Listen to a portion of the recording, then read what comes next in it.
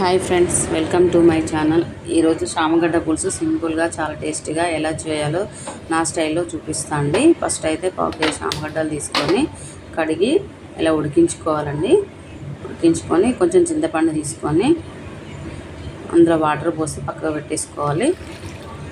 ఆలోపు చామగడ్డలు పొట్టు తీసేసుకొని 2 ఉల్లిగడ్డలు, కొంచెం కరివేపాకు, 2 పచ్చిమిర్చి, మెంతి కూర, పుదీనా అన్నీ కట్ చేసి పెట్టుకోవాలండి. ఇదైతే పోపు చేసుకుందామండి. పోపు రెడీ చేసుకుందాము. ఫస్ట్ అయితే 2 or 3 స్పూన్స్ ఆయిల్ తీసుకొని పోపు గింజలు వేసుకోవాలండి. జీలకర్ర, ఆవాలు, ఉల్లిగడ్డ, పచ్చిమిర్చి కట్ చేసుకున్నవి ఉన్నాయి కదండి, అవన్నీ వేసేసుకోవాలి. అందులోనే అల్లము, పచ్చి ధనియాల పొడి, కొబ్బరి, పసుపు, తగినంత సాల్ట్, రుచికి సరిపడు ఉప్పు, కారం వేసుకొని ఆనియన్స్ మగిలేదాకా కలుపుకోవాలండి.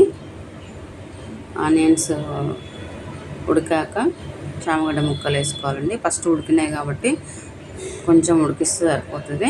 చామగడ్డలు కొంచెం గోలిన తర్వాత చింతపండు నానబెట్టుకున్నాం కదండి, అది చింతపండు రసం తీసుకోవాలి. ఇట్లా చింతపండు రసం తీసుకొని అందులో పోసేసుకోవాలి.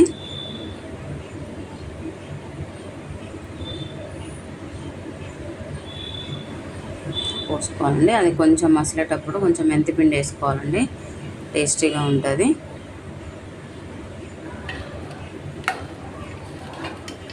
కొంచెం చిక్కగా చేసుకుంటే బాగుంటుందండి టేస్ట్. లాస్ట్లో ధనియాల పొడి వేసుకొని బంద్ చేసుకోవాలి. కొత్తిమీర వేసుకొని చాలా అంటే చాలా టేస్టీగా ఉంటుందండి. ఒక్కసారి ఇలా ట్రై చేసి చూడండి, ఎలా వచ్చిందో కామెంట్ చేయండి.